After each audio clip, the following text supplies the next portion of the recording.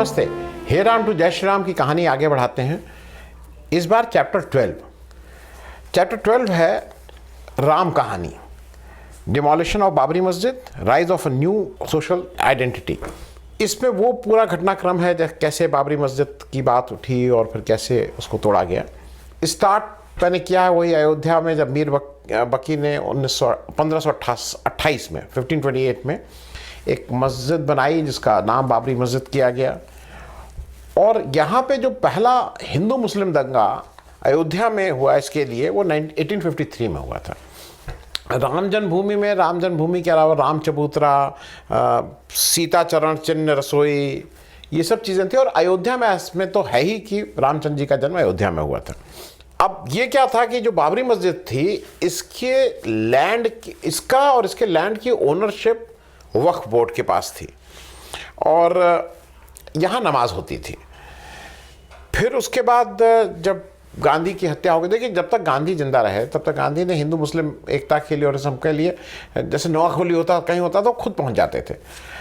Post Gandhi जो भारत बन रहा था उसमें नेहरू एक बहुत सेकुलर नेता की अपनी इमेज बना रहे थे कि वो उनका गांधी से फ़र्क था और वो सेकुलर थे कि भाई नहीं, हिंदू और मुस्लिम दोनों के प्रति उनका एक दूसरे तरह का भाव था। जो गोविंद बल्लभ पंत जो चीफ मिनिस्टर उत्तर प्रदेश के थे वो एक सॉफ्ट हिंदुत्व की बात करते थे उस समय से ही। अब इम्पॉर्टेंट इसमें आता है 22 दिसंबर 1949, 22 दिसंबर 1949 की रात, जो विंटर सोल्स्टिस बोलते हैं उसको, जिस दिन सबसे बड़ी रात और सबसे छोटा दिन होता है। ये शायद कुछ लोगों का कहना है ये दिन इसलिए चुना गया क्योंकि मतलब लंबी रात रहे तो आपको जो रात में जो भी काम करना है उसके लिए ज़्यादा टाइम मिलता है। अभिराम दास जी जो थे, जो इसके मुख्य किरदार थे, उनका नाम, उनको कुछ लोग उद्धारक बाबा भी कहते हैं, या राम उद्धारक बाबा या राम उद्धारक कहते हैं, जो प्राइम अक्यूज भी थे इस मुकदमे में, जो आज तक कंक्लूसिव है रहा ये मुकदमा। और इसके मुख्य किरदारों में महंत दिग्विजयनाथ भी थे जो गोरखनाथ पीठ के महंत थे और हिंदू महासभा के उत्तर प्रदेश के अध्यक्ष भी थे, प्रेसिडेंट भी थे। और उनकी बहुत घनिष्ठ मित्रता के नायर साहब से थी जो जिला मजिस्ट्रेट अयोध्या के, मतलब फैजाबाद के थे उस समय।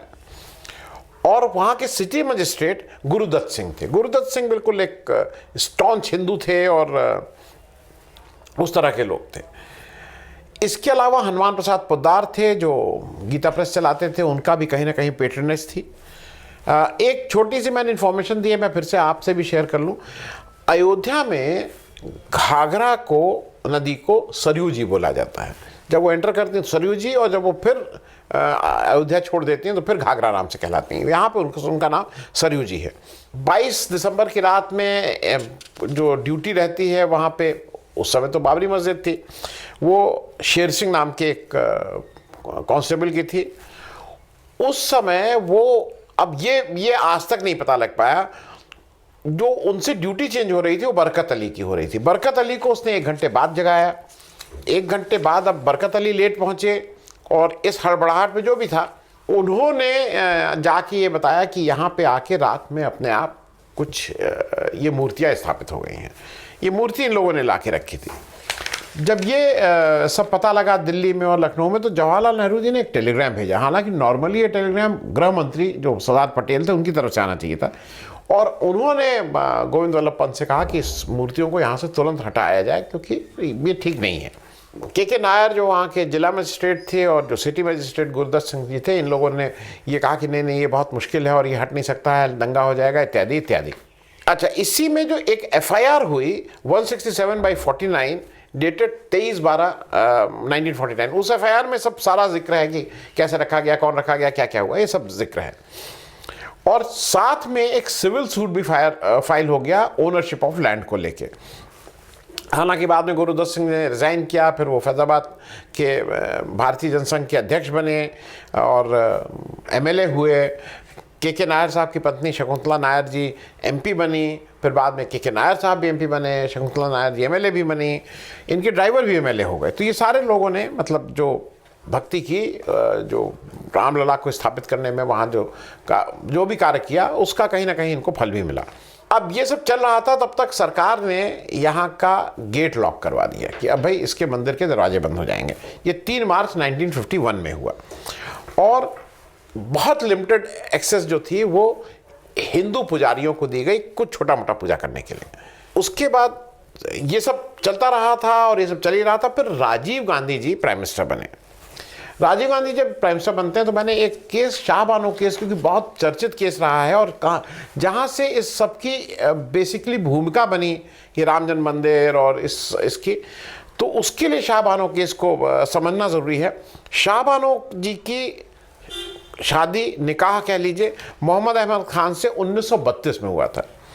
शादी के 46 साल बाद जब उनके 5 बच्चे हुए थे तो हो चुके थे, 1978 में उनका तलाक हो गया और तलाक करके उन्होंने अपना शरीयत के हिसाब से तलाक दिया और कहा कि इनको कोई मेंटेनेंस नहीं दिया जाएगा as per sharia law. Section 123 code of criminal procedure के तहत वो फिर हाई कोर्ट अप्रोच, मतलब वो लोअर कोर्ट, फिर हाई कोर्ट गई। हाई कोर्ट से उनको ये हुआ कि नहीं, आपको मेंटेनेंस मिलेगी, और इसको सुप्रीम कोर्ट ने भी कहा कि नहीं, रेक्टिफाई किया कि नहीं, ये आपको मेंटेनेंस मिलेगी। उस समय chief justice Y V Chandrachud थे, अभी के जो जस्टिस साहब हैं वाई वी चंद्रचूड़ साहब, इनके पिताजी। ये 1985 में आया।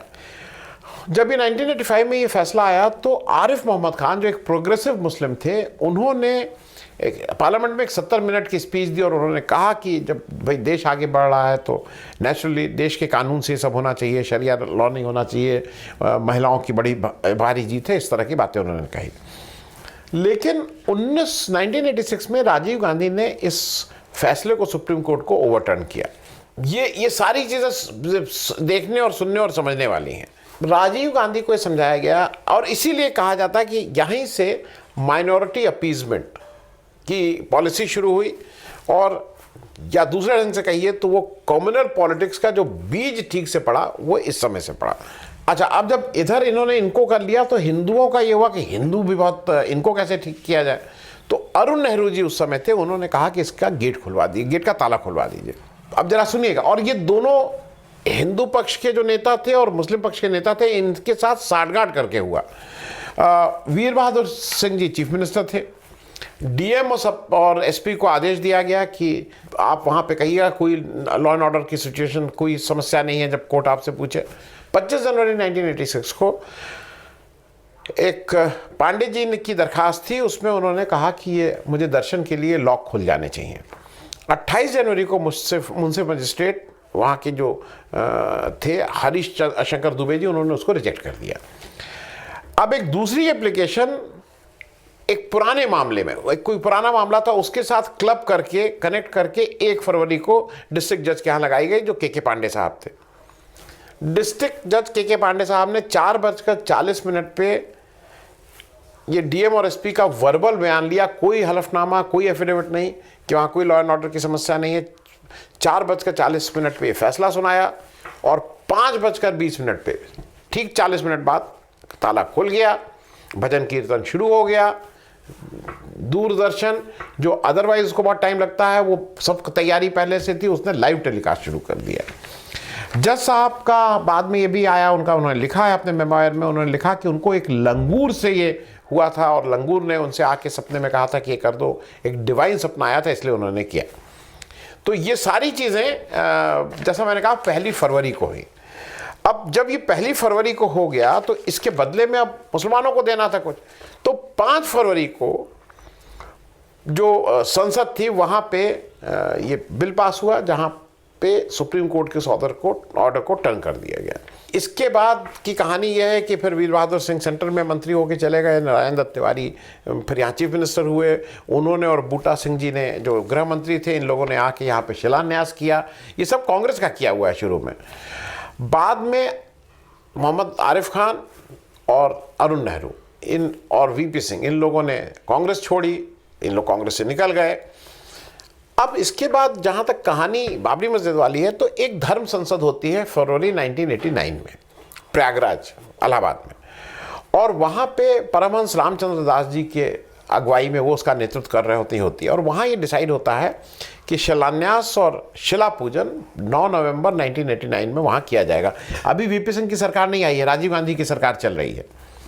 और वहाँ ये हुआ कि वहाँ पे जो ईंटें आएंगे और ये सब आएंगे, और इसकी परमिशन कांग्रेस सरकार दे देती है। रामशिला पूजन की परमिशन कांग्रेस सरकार दे देती है। हालांकि जब पूजन की दे देती है तो जगह जगह हर एक गांव में और हर एक जगहों पे खूब इसको लेके शिला पूजन होने लगता है, और इसको लेके एक बड़ा कम्युनल रायट बिहार के भागलपुर जिले में होता है, जहां 900 लोगों की मृत्यु होती है। एक इम्पॉर्टेंट चीज़ ये है, वो मैं इसलिए आपको बता रहा हूँ कि 9 नवंबर जो दिन रखा गया था शिला पूजन का, वो दिन इसलिए भी इम्पॉर्टेंट, दूसरे एक रेफरेंस में मैं बता रहा हूँ, 9 नवंबर 1989 को बर्लिन वॉल भी गिरी थी, जब ईस्ट और वेस्ट जर्मनी ख़त्म हो गया था और पुराना यूनाइटेड जर्मनी आ गया था। अब ये सब जब चल रहा था ना कि इसको मिलेगा उसको मिलेगा, हम ऐसे करेंगे, ये विश्व हिंदू परिषद कर रही थी, इसमें कहीं से अब बीजेपी घुस गई। शुरू में बीजेपी इस आंदोलन में नहीं थी।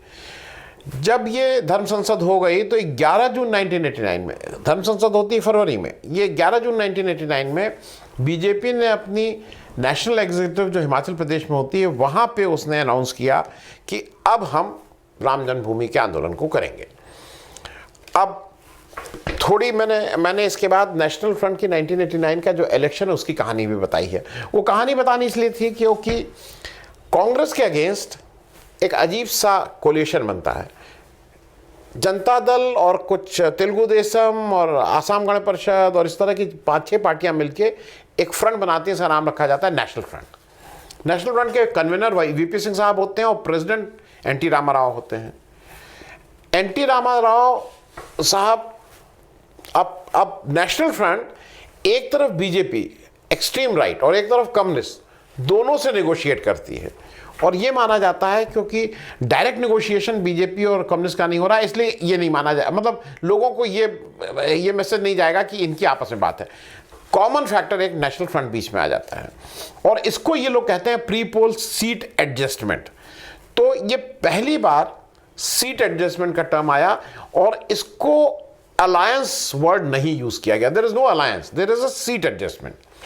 और एक चीज और ताज्जुब वाली बात है कि जब सीट एडजस्टमेंट हुआ तो बीजेपी, जिसकी 84 में 2 एमपी की सिटिंग मेंबर ऑफ लोकसभा थे, उसको 224 सीट लड़ने को दी गई। और ये जो नेशनल फ्रंट था, जिसके 50 के करीब एमपी थे, उसको सिर्फ 241 सीट्स मिली।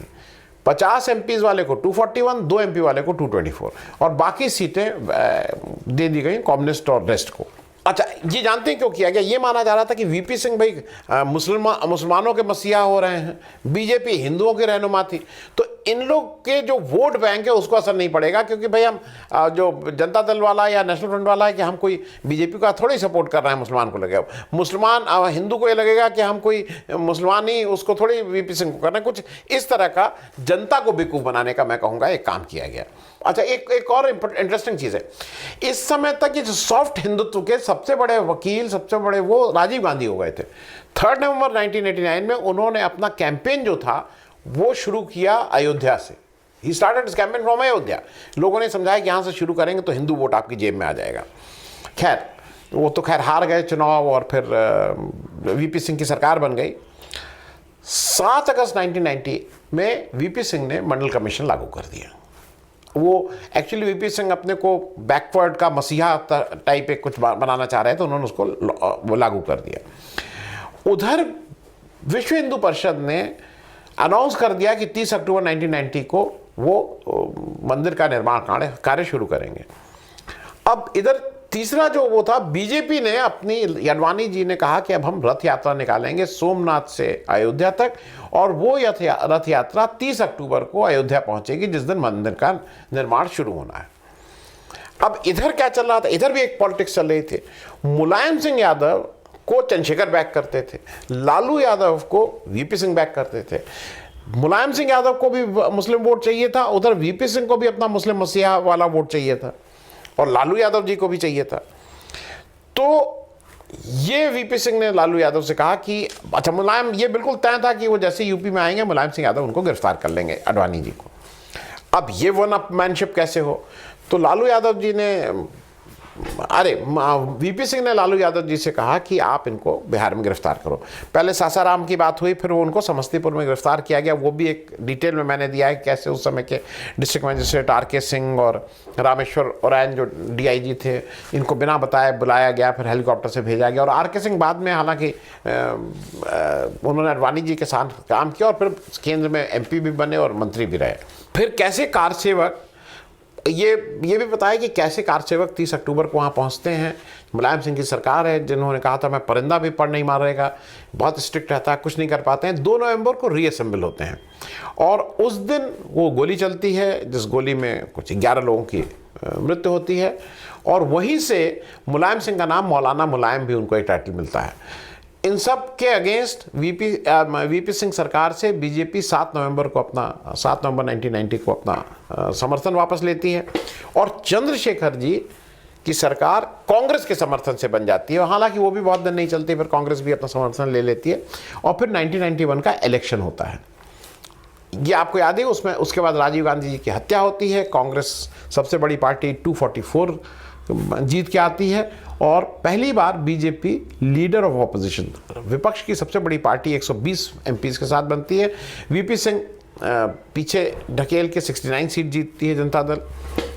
और एक चीज़ इधर और होती है, 1991 के जो असेंबली इलेक्शन उत्तर प्रदेश में होते हैं उसमें कल्याण सिंह जी की मेजॉरिटी आती है और वो उत्तर प्रदेश के चीफ मिनिस्टर बन जाते हैं। और वहीं पे वो वहाँ पे 2.77 एकड़ लैंड जो है उसको सरकार अधिग्रहण करके राम जन्मभूमि ट्रस्ट को दे देती है, जो चैलेंज हाई कोर्ट में होता है, इत्यादि इत्यादि। ये सब चल रहा होता है। इस बीच विश्व हिंदू परिषद 9 जुलाई से कहती है कि हम राम मंदिर अब वो कंस्ट्रक्शन की जगह उसका नाम जीर्णोद्धार हो गया था, क्योंकि कंस्ट्रक्शन भी होता है, नया है, नया नहीं। हम अब उसको मान रहे थे कि राम जन्म मंदिर है, राम जन्म का ही मंदिर है और इसका हम जीर्णोद्धार करेंगे। अब आ जाती है सेंट्रल गवर्नमेंट, जहाँ नरसिम्हा राव जी प्राइम मिनिस्टर हैं, वो भी इसमें इन्वॉल्व हो जाती है। विश्व हिंदू परिषद और बाबरी मस्जिद एक्शन कमेटी के बाद सीधे बातचीत होती है, मतलब सरकार के थ्रू कोई बात बनती नहीं है, बात सिलसिला टूट जाता है। और फिर ये तय होता है कि 6 दिसंबर 1992 को वीएचपी कहती है कि हम वहाँ उस दिन कार सेवक सबको बुलाते हैं और हम उस दिन वहाँ मस्जिद मतलब तोड़ने का काम करेंगे, मस्जिद गिराएंगे उस दिन। 26 नवंबर 1992 को उत्तर प्रदेश सरकार एक एफिडेविट देती है सुप्रीम कोर्ट में कि चाहे कुछ भी हो जाए मस्जिद को आंच नहीं आएगी। हालांकि तब तक ये तय किया गया था कि कल्याण सिंह जी को हटा दिया जाए और उनको मतलब सैक किया जाए सेंट्रल गवर्नमेंट द्वारा। सत्यनारायण रेड्डी साहब जो उस समय गवर्नर थे, उनको दिल्ली में लिया गया था इस काम से। लेकिन जब ऑलरेडी एफिडेविट सुप्रीम कोर्ट में दे दिया है सरकार ने, तब कल्याण सिंह को हटाने का कोई औचित्य नहीं रह जाता था, इसलिए नहीं हटाए जाते हैं। इस बीच एक चीज़ और चल रही होती है, हाई कोर्ट में वो जो लैंड वाला था उसका लेके मुकदमा चल रहा होता था। तो उसकी तारीख 30 नवंबर लगी थी। ये था कि 30 तारीख को शायद उसकी वर्डिक्ट आ जाती, सपना हो। वो 30 की डेट, जैसे डेट पे डेट नहीं लगता है, वो तारीख पे तारीख, 30 की तारीख पे 4 दिसंबर होती है, 4 दिसंबर से 11 दिसंबर होती है, तो वो 6 दिसंबर के बियॉन्ड होती है, इसलिए उसका कोई महत्व नहीं रह जाता है। इस बीच 5 दिसंबर को जो गीता जयंती होती है, अटल बिहारी वाजपेयी जी लखनऊ पहुंचते हैं, एक वो स्पीच देते हैं। उस स्पीच में वो इनडायरेक्टली ये बताते हैं कि भाई भजन कीर्तन करने का थोड़ा ही मनाही है, भजन कीर्तन किया जा सकता है, लेकिन भजन कीर्तन करेंगे तो बैठना पड़ेगा, इतने लंबे समय तक तो खड़े नहीं रह सकते हैं। बैठना पड़ेगा तो जिस जगह पे है वो साफ़ करनी पड़ेगी, तो वहाँ जो ऊबड़ खाबड़ जो पत्थर हैं और ये हैं उसको हटाना पड़ेगा, उसको लेवल करना पड़ेगा। इनडायरेक्टली उनका जो मतलब था वो सबको समझ में आ रहा था। 6 दिसंबर को ये बाबरी मस्जिद के लिए कार सेवक इकट्ठा होते हैं कि उसको तोड़ेंगे और वहाँ पे वाजपेयी जी को छोड़ के लाल कृष्ण आडवाणी, मुरली मनोहर जोशी, विजय राजे सिंधिया, उमा भारती जी, प्रमोद महाजन जी, ये आरएसएस के एचबी शेषाद्री जी, केएल सुदर्शन जी, मोरोपंत पिंगले जी, सारा टॉप जो उनका ब्रांच है सब इकट्ठा रहता है वहाँ पे।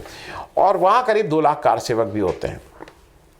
पब्लिश प्रोग्राम जो ऑफिशियल ये कहते हैं कि वहाँ पूजा होगी और सिंबॉलिक कंस्ट्रक्शन ऑफ राम चबूतरा होगा।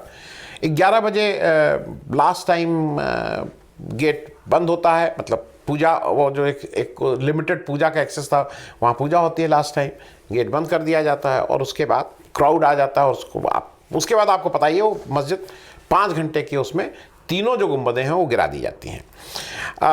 उस बीच जो रामलला की मूर्ति थी वहाँ से गायब है, जो आज तक गायब है, वो मिली नहीं उसके बाद। वो तो अयोध्या के जो राजा साहब हैं वो अपनी दूसरी मूर्ति ला के दिए, लेकिन जो ओरिजिनल मूर्ति थी उसमें किसी भक्त ने उसको गायब कर दिया था। फिर जिला प्रशासन का जो उस समय का व्यवहार है, मैंने उसको डिटेल में किया है कि कैसे जिला प्रशासन मोर और लेस वो पूरी तरह से ये था कि ये बाबरी मस्जिद गिराने में एक तरह से इनडायरेक्टली सहयोग करता है, ये कहेंगे। कल्याण सिंह साहब इस्तीफ़ा देने के लिए तैयार हो जाते हैं, लेकिन आडवाणी उनको रोकते हैं कि अभी इस्तीफ़ा मत दो, क्योंकि ये ऐसा कहा जाता है, उनका ये था कि काम पूरा हो जाने दो, अब वहाँ आके रामलला की एक वो भी स्थापित हो जाए, क्योंकि अगर तुम पहले इस्तीफ़ा दो दोगे और सेंट्रल गवर्नमेंट के हाथ में आ जाएगा तो शायद ये काम रुक जाए। ऐसा भी कहा जाता है कि नरसिम्हा राव साहब भी इनडायरेक्टली इसके पक्ष में थे, क्योंकि जब ये सब हुआ तो वो जिसको कहते हैं ना, ये क्लोज्ड हिमसेल्फ, वो कहा जा रहा था वो सो रहे थे या कुछ कर रहे थे, तो किसी से मिल ही नहीं रहे थे, और उन्होंने एक निर्णय लिया not to take a decision, कि मैं कोई निर्णय नहीं लूँगा, ये निर्णय लिया। और कुछ लोगों का ये भी उनके ऊपर आक्षेप है कि उन्होंने अंत में कल्याण सिंह यादव, माफ़ कीजिएगा, कल्याण सिंह जी की सरकार को बर्खास्त किया, लेकिन ये बर्खास्तगी वो तुरंत भी कर सकते थे और तब शायद ये स्थिति नहीं आती, लेकिन उन्होंने इसलिए रुक के रखा कि जब तक वहाँ रामलला की मूर्ति स्थापित ना हो जाए। इस तरह का भी कुछ लोगों का कहना है।